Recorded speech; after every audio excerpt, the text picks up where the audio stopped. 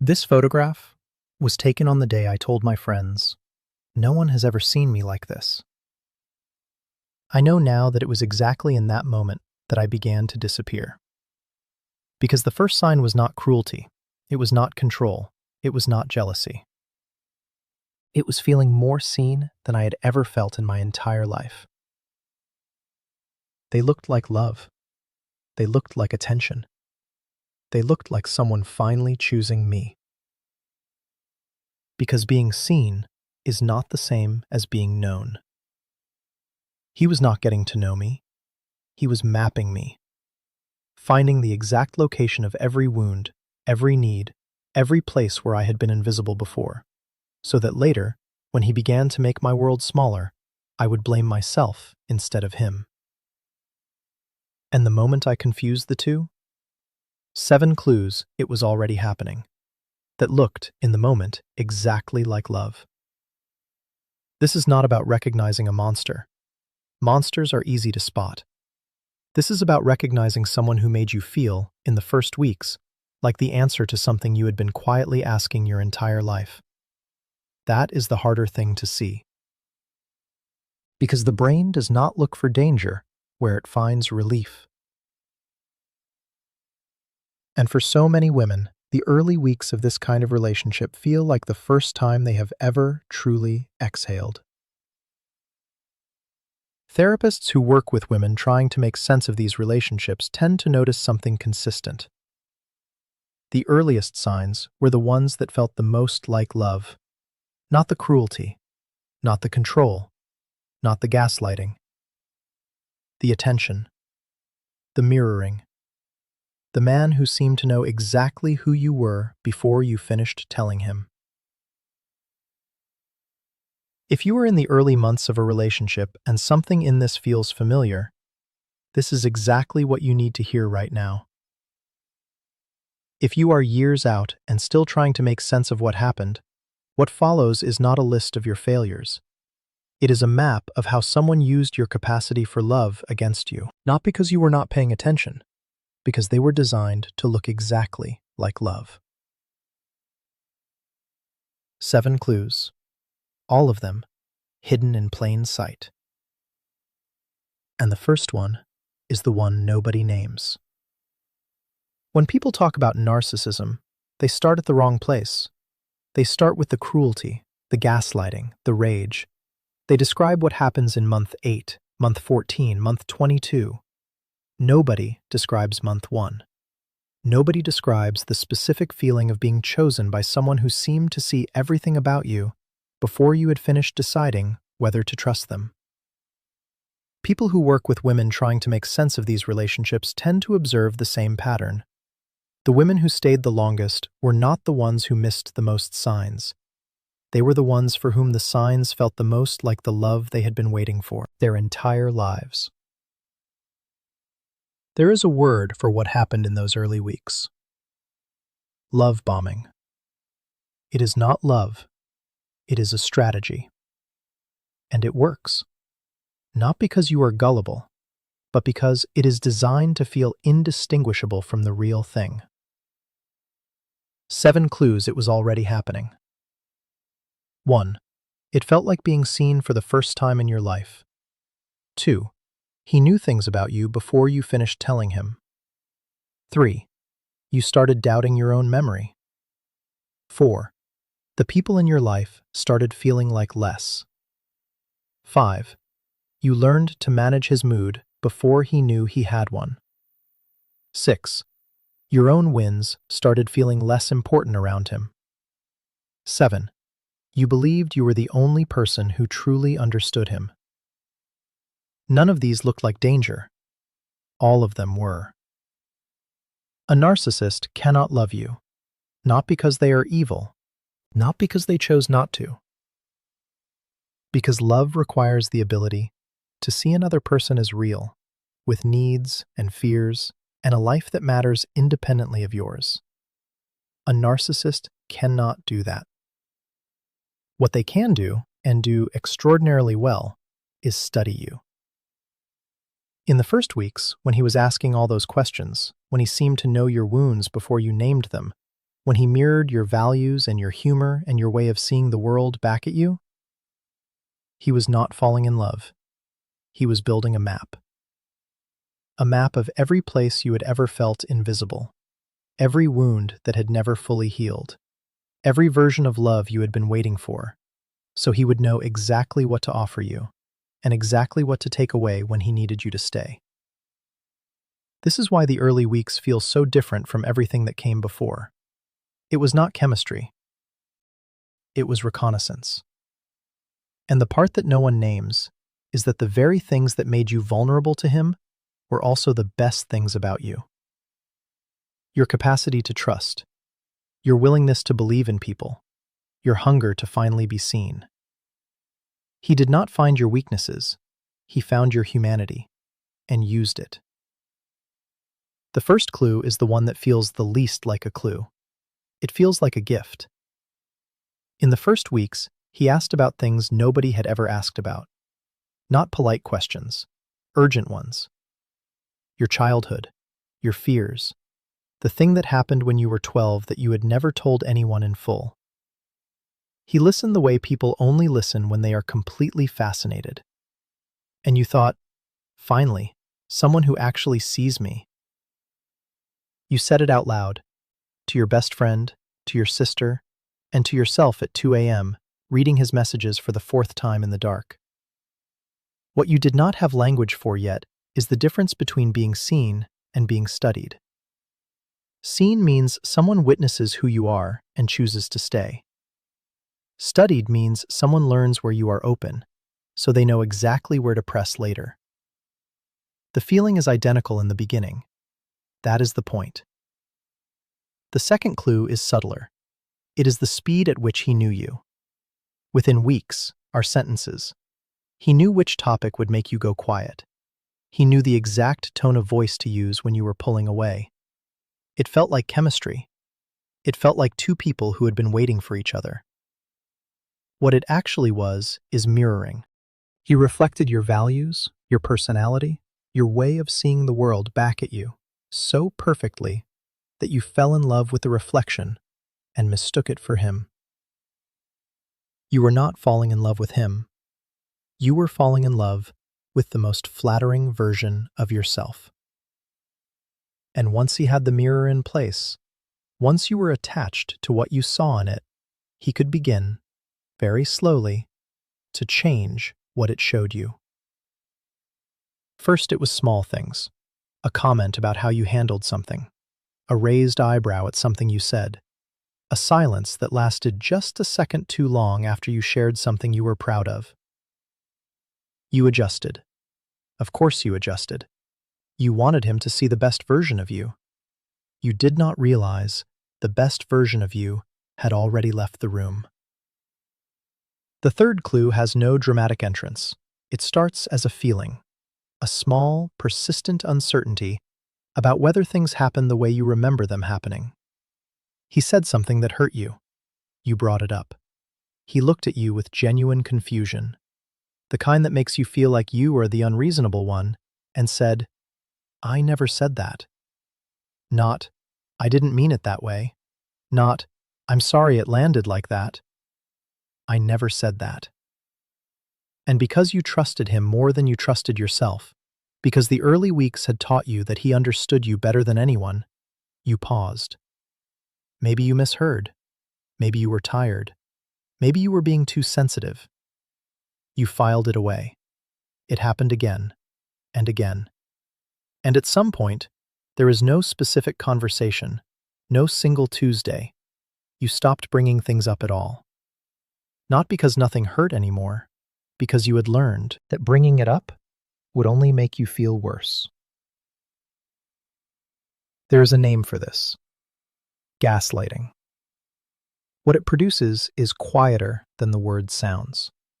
The slow erosion of trusting the inside of your own mind. Some women describe feeling the need to record their conversations, to have proof, not for anyone else, for themselves. When you feel like you need evidence of your own reality, that is the clue. The fourth clue arrives quietly. Your best friend calls. You let it go to voicemail. Not because you are busy, because explaining where you have been lately feels more exhausting than the conversation itself. Your sister mentions she hasn't seen you in weeks. You tell her things have just been hectic. They have not been hectic. You have been with him, or thinking about him, or managing the emotional weather of a relationship that requires more of your attention than anything else in your life. It is never in order. He never said, "Stop seeing your friends." What he said was, "I just feel like you prioritize everyone else over me." Or, "I thought tonight was our night." Or nothing at all. Just a shift in his mood when you came home from seeing someone he hadn't pre-approved. Your world got smaller and smaller, until the people who had known you longest started to feel like a version of your life you had quietly left behind. They had not changed. You had been changed. The fifth clue is the one that looks most like love. You became an expert in him. You knew which topics to avoid on certain days. You knew the difference between the silence that meant he was tired and the silence that meant something was coming. You knew how to read the particular way he set down his keys when he came home. You called this knowing him. You were proud of it. Your friends would ask how you handled him so well, and you would smile and say, "I just know him." What you were actually doing was running a constant, exhausting calculation, monitoring, adjusting, preempting, making yourself smaller or softer or quieter before his mood required you to, so that you never had to find out what happened when you stopped. By the time they seek help, many of them have become so skilled at reading their partner that they can no longer read themselves. They know his needs before he names them. They have no idea what they need. The relationship did not make you less perceptive. It redirected everything you had toward him and called it love. The sixth clue is the quietest. You got a promotion, or finished something you had been working on for months, or received a compliment that meant something from someone whose opinion you respected. And your first thought was not celebration. Your first thought was, how will he react to this? You had learned through small, repeated moments that your good news had a way of making him distant. A slight withdrawal, a comment that arrived wrapped in congratulations but landed differently, a pivot to something about himself that made your moment feel smaller before you had finished having it. So you learned to arrive home already prepared, to be grateful if he smiled and not surprised if he didn't. You stopped feeling your wins fully before you brought them to him. You pre-shrunk them, so that the gap between what you hoped for and what you received would hurt less. And then one day, not dramatically, not with any announcement, you stopped bringing them home at all. The things that made you proud became things you processed alone, in the car, in the bathroom, in the 40 seconds before he asked how your day was. You did not lose your joy. You learned to hide it somewhere he could not reach it. The seventh clue is the trap inside the trap. By month 3, you believed something that felt like intimacy but was something else entirely. You believed you were the only person who truly understood him. He had told you things he had never told anyone. He had shown you a vulnerability that he kept carefully hidden from the rest of the world. And you, because you are the kind of person who takes that seriously, who honors what someone trusts you with, felt chosen, special, irreplaceable. What you did not know is that this is a script he had used before. The vulnerability was real enough to feel true. The secrets were selected carefully, just painful enough to bond you, just vague enough to be untraceable. The intimacy was manufactured to produce exactly one outcome: you staying. Because once you believe you are the only one who understands someone, once you have made yourself the custodian of their pain, leaving feels like abandonment. Not of him, of yourself, of the version of you who had finally, after all this time, stopped feeling invisible. and so you stayed. Through things you should not have stayed through. Explaining his behavior to people who could see what you could not. Defending him to friends who were trying to tell you something you were not ready to hear. Because leaving would mean admitting that the most special you had ever felt was a performance designed to keep you in place. One thing this does not tell you. Not everyone who moves fast in the beginning is a narcissist. Not every man who asks deep questions is mapping you. Not every relationship that felt intense early on was a trap. Some people fall hard and fast because they are genuinely open. Some early intensity is just two people who recognize each other. The difference is in what comes after. A person who loves you will still be curious about you in month 6, in month 12, in year 3. A person who was studying you will have stopped asking questions the moment they had enough information to work with. The early intensity will fade, not into comfort, but into something that starts to feel like management. Only time can make it. And the one thing time always reveals is whether someone's attention was interest or inventory. This was not only his fault, it was also the story we tell about love. The story that says intensity equals depth, that speed equals certainty, that someone who pursues you relentlessly must love you completely. We grew up watching love arrive without warning, consuming, total, immediate. The grand gesture. The man who could not stop thinking about her. The relationship that consumed everything from the very beginning. We were never taught to be suspicious of that. We were taught to want it. And so when it arrived, when someone finally showed up with that kind of focus, that kind of hunger, that specific attention that made you feel like the most important person in any room you entered together, you did not reach for caution. You reached for it. Of course you did. Nobody told you that the same intensity that feels like devotion can also be a method. Nobody told you that the man who studies you hardest in the beginning is not always the one who loves you most. Nobody told you that being chosen is not the same as being safe. The culture did not prepare you for someone who had learned that the fastest way to gain control over a person is to first make them feel like they have finally been found. That is not your failure. That is a gap in everything you were ever taught about love. I know he is the one who broke me, but somehow it still feels like he is the only one who can put me back together. If you have ever felt that, you are not broken. You are still inside the map he drew, and the first step out is knowing it exists. 7 clues, all of them hidden in plain sight. The love bombing that felt like finally being chosen. The mirroring that felt like chemistry. The gaslighting that felt like your own memory failing. The isolation that happened without a single order being given. The vigilance you called love. The joy you learned to hide. The trap of believing you were irreplaceable. None of them looked like danger. That was the design. This week, do one thing. Find the moment you first said it. He sees me in a way no one else ever has.